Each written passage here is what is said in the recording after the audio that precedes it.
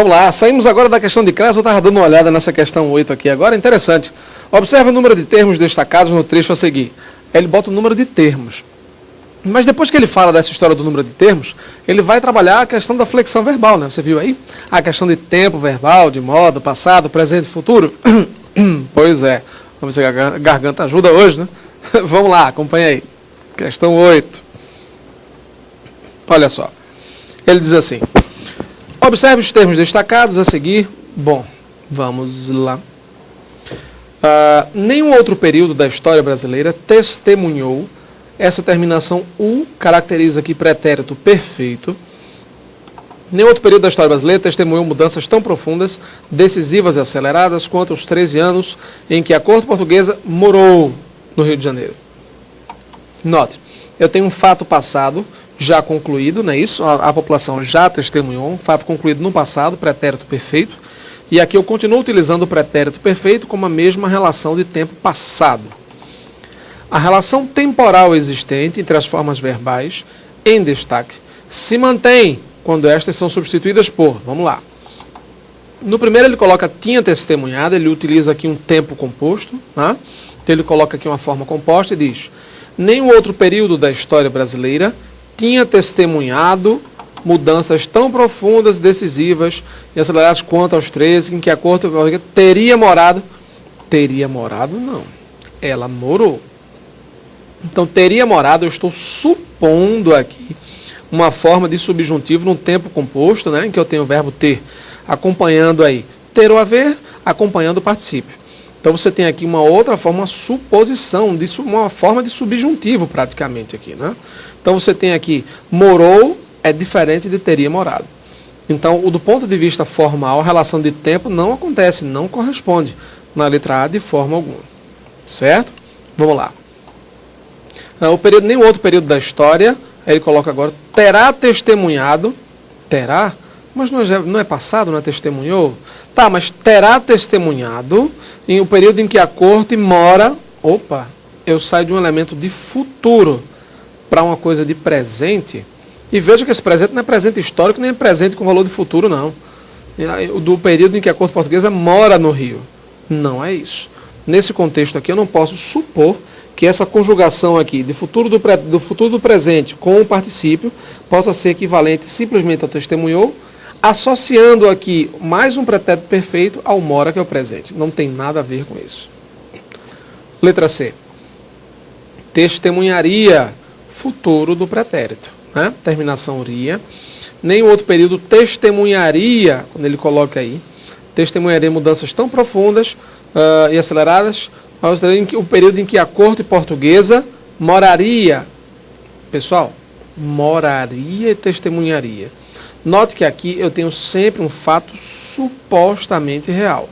Testemunharia, moraria. Você tem o futuro do pretérito aqui, que caracteriza exatamente uma possibilidade, não há certeza. Na frase original você não tem uma possibilidade. Você tem um fato que realmente aconteceu. Testemunhou tal coisa, morou no Rio de Janeiro, percebeu? Então, testemunharia, moraria, isso aqui indica um caráter de suposição, o que efetivamente não aconteceu. Não houve uma suposição, houve um fato. Vamos lá. Letra D. Nenhum outro período da história brasileira testemunha, presente do indicativo, testemunha mudanças tão profundas, decisivas, aceleradas, quanto os 13 anos em que a corte portuguesa mora no Rio de Janeiro. Presente do indicativo nos dois casos, verdadeiro. Ou seja, o presente do indicativo, né, ele tem várias características, uma série de vamos dizer assim, de faculdades, de propriedades, de acordo com os contextos. Né? Eu posso ter, por exemplo, então, em 7 de setembro de 1822, Dom Pedro proclama a independência. Note, eu usei aí o presente do indicativo, mas não para expressar uma ação contemporânea ao ato da fala. Eu estou resgatando um fato histórico numa dimensão de presente, claro, aproximando da fala, do estudo real agora, para que eu possa caracterizar o chamado presente histórico. A imprensa faz muito isso também em circunstâncias como o uso do presente do indicativo com valor de futuro. Governo inaugura amanhã nova refinaria em Suape. Percebeu? Governo inaugurará amanhã. Então eu digo governo inaugurará amanhã, na verdade eu digo governo inaugura. Eu uso um presente do indicativo com com o valor de futuro. Percebeu? Governo aprova medida tal para combater o crime. Aprovou medida.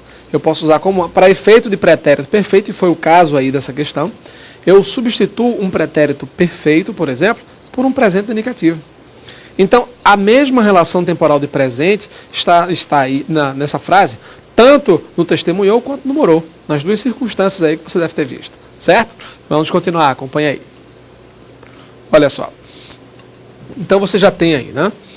No outro período da história, testemunhou, mudança e tal, quanto ao que morou. Ok, a letra D de dado, realmente eu uso o presente do indicativo nos dois casos. Em outro período, testemunhava ação no passado não concluída, né? Uma ação rotineira no passado. Os 13 anos que a Corte Portuguesa morara. Pessoal, o pretérito mais que perfeito não tem relação direta com o imperfeito nesse contexto aqui, né? O morara, que é o pretérito mais que perfeito, indica uma ação no passado, uma ação passada, né? Anterior a outra ação também no passado. Ou seja, o passado do passado, né? Que não tem relação seguramente aí com o imperfeito nessa forma como o discurso foi construído. Certo? Ok? Questão 8, portanto, resposta certa, letra D de 2. Vamos lá. Questão de número 9. Qual par de orações não apresenta transformação da voz verbal? Gente, ele quer saber o par de orações e a sua respectiva transformação. Se não apresenta transformação, você vai ter que identificar. Lembrando, aquela história de vozes verbais, tá lembrado? Voz ativa, voz passiva e voz reflexiva. São 3 vozes clássicas do verbo aí. Voz ativa é aquela em que o sujeito pratica a ação expressa pelo verbo. Você tem um verbo só ou uma locução verbal, lembra? Se eu disser, por exemplo, Cláudia pintou um quadro.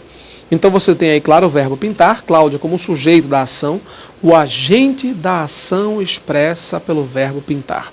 Cláudia pintou um quadro, beleza. Voz ativa, o sujeito da frase, Cláudia, é o mesmo elemento que praticou a ação expressa pelo verbo. Voz passiva, na voz passiva o sujeito sofre a ação, se lembra disso? Vamos só tirar a ferrugem aí, só dar um geralzinho, tá? Voz passiva é aquela em que o sujeito sofre a ação expressa pelo verbo. Se eu disser, por exemplo, um quadro foi pintado por Cláudia. Note que o quadro foi o elemento que sofreu a ação. É o sujeito da frase. O quadro foi pintado por Cláudia. Então, o agente da ação, por Cláudia no caso, aparece aí como agente da passiva. Isso aí é a voz, claro, essa é a voz passiva analítica. Tá certo? Que é aquela construída com locução verbal, né? Um verbo mais o particípio. Existe ainda a voz passiva sintética, que é aquela em que ocorre o sujeito paciente, né? Pintou-se um quadro. Aí eu deixo de identificar o agente da ação expressa pelo verbo. Eu não preciso notificar o agente da ação. Eu posso colocar um quadro, foi pintado. Nenhum problema. Mas aí pintou-se um quadro, que é o verbo mais a partícula si, você tem a construção aí da voz passiva sintética. Bem tranquilo, né? Voz passiva sintética dentro desse contexto aí, tá certo? Então você tem, claro, voz passiva sintética, verbo mais si, e o sujeito paciente.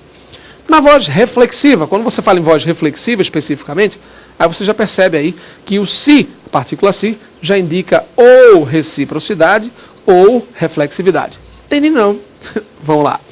Se eu disser, o rapaz olhava-se no espelho, olhava a si mesmo no espelho. Ele praticava a ação e sofria ao mesmo tempo. Ele observava e ao mesmo tempo era observado. Entendeu a diferença? Vamos ver então se houve ou não mudança de voz, pelo menos nessas frases aí que você vai identificar, que você vai analisar, da questão de número 9. Vamos ver? Olha só, veja a pergunta. Ele quer aquela frase, aquela circunstância, na questão aí, em que não ocorre mudança na voz verbal. Transformação na voz. Vamos dar uma olhada? Acompanha aí. Olha só. Ele diz: o rei assegurou a integridade territorial. Veja. Você tem aí o rei, sujeito, assegurou um verbo, a integridade. Sujeito, verbo, complemento. Voz ativa. O sujeito é o elemento que pratica a ação.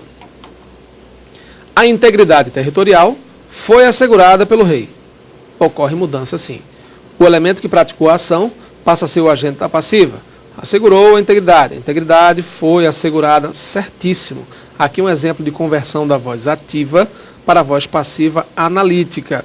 Marcelo, tem alguma dica aí para conversão dessa história de voz verbal aí? Sim, olha só.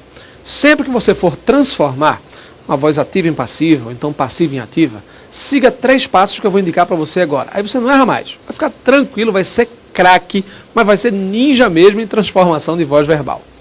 Primeiro passo, não esqueça não. Depois você vai tomar nota. Você pausa o vídeo aí, a sua aulinha, toma nota e depois revisa, tá? Primeiro passo, você irá contar os verbos. Mas por que contar os verbos? É simples. Sempre que a voz ativa tiver um verbo, a voz passiva terá 2 verbos. É sempre um verbo a mais. Ativa com 1, passiva com 2. Ativa com 2, passiva com 3. É sempre um verbo a mais. Certo? Beleza? Segundo passo, você irá identificar o tempo e o modo do verbo, ou dos verbos. Por quê? Porque eles são inalterados. Identificar tempo e modo dos verbos, abre parênteses aí na sua anotação, inalterados, são inalterados, não muda. Se a frase original está no presente, a frase transposta, transformada, estará no presente. Passado, passado, futuro, futuro, perfeito, perfeito, imperfeito, imperfeito, indicativo, indicativo, subjuntivo, subjuntivo, é tudo igual, não muda nada. Terceiro e último passo para a conversão de voz, terceiro e último, inverter os termos, inicial e final. Se você começa com o sujeito e termina com o objeto, você inverte. Você vai começar com o objeto, que passa a ser o sujeito paciente, e o sujeito vai lá para trás. Vamos ver como é que isso fica nessa letra A aí, lá nessa primeira frase? Dê uma olhada. Olha só. Primeiro passo, contar. Oi? Contar.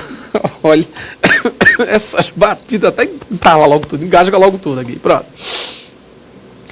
O rei, já sabe, né? Tá bom. O rei assegurou a integridade. Primeiro passo, contar os verbos. Quantos? 1. Ativa com 1, passiva com 2. Até aí tudo bem. Segundo passo, identificar tempo e modo, inalterado. Pretérito perfeito, ó. Se a frase original é pretérito perfeito, a frase transposta também conserva o verbo base, que é o primeiro verbo, no pretérito perfeito. Terceiro e último passo. Se eu começo com rei e termino com a integridade territorial, eu vou começar com a integridade territorial e vou terminar com o rei, pelo rei. Percebeu? Então a letra A atende tranquilinha a conversão aí. Na letra B, que você já filou aí, já colou, vacilo meu, né? Colei nada, você que errou. Apertou o negócio aí. Olha só. A independência e a república teriam vindo mais cedo. Olha só. A independência e a república teriam vindo mais cedo. Mais cedo viriam a república e a independência. Aí o cara faz, não, houve mudança na voz verbal. De forma alguma.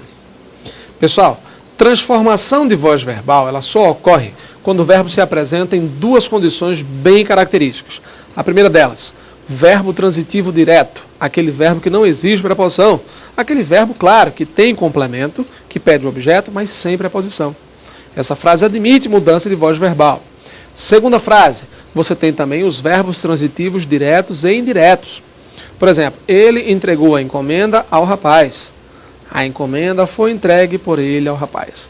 Veja que esse verbo entregar aí é verbo transitivo direto e indireto. Você tem 2 respostas, 2 complementos. Um complemento direto e um complemento indireto. Apenas esses 2 verbos, essas 2 predicações, admitem transposição, mudança de voz. Apenas esses 2 tempos verbais aí, essas 2 classificações de transitividade aí. Verbo transitivo direto e verbo transitivo direto e indireto. Apenas essas 2 categorias, esses 2 verbos aí, admitem, aceitam essa questão da transformação, da transição aí de voz verbal. Veja agora a predicação desse verbo da frase original. Dê uma olhadinha aí. Alguma coisa estranha, gente? A independência e a república teriam vindo mais cedo. Viriam, vieram, chegaram. Gente, essa construção de voz verbal aqui, essa construção tem um verbo intransitivo aqui. Essa construção teria vindo caracteriza o verbo intransitivo. Mais cedo, adjunta adverbial de tempo. Note, esses verbos aqui não se caracterizam como verbos transitivos diretos ou verbos transitivos diretos e indiretos, de forma alguma. Você tem aqui como mais cedo, como adjunta adverbial. Então esse verbo aqui, pela predicação dele, não admite transformação de voz verbal. Quando abrissem seus livros de geografia, quando seus livros de geografia fossem abertos, quem abre, abre alguma coisa. Verbo transitivo direto. Abrir os livros. Ok. Os nordestinos seriam impedidos de viajar para São Paulo. Olha só. Nordestinos seriam impedidos de viajar para São Paulo. Impediriam nordestinos de viajar para São Paulo. Impedir alguém de alguma coisa. Percebeu aqui? Então, da mesma forma, impedir alguém, nordestinos, você tem a transitividade direta aí. No caso, direto e indireto, né? Letra E. Paulistas teriam de providenciar passaporte. Passaportes teriam de ser providenciados por paulistas. Percebeu? Deixa eu voltar aqui. Já fui para 10, ó. Olha só. De novo nome. Cala a boca. Presta atenção. Aí você tem aqui, ó. Ter providenciar algo. Verbo transitivo direto. Então, se o verbo é transitivo direto, ele também admite transposição. Nenhum problema. Ele quer as orações que não apresentam transformação de voz verbal. É claro que nessas que não apresentam, você tem uma transitividade diferente daquelas que tem verbo transitivo direto ou verbo transitivo direto e indireto. Certo? Não esqueça não, a transitividade, tá certo? É isso aí. Forte abraço, próxima aula tem mais. Até lá.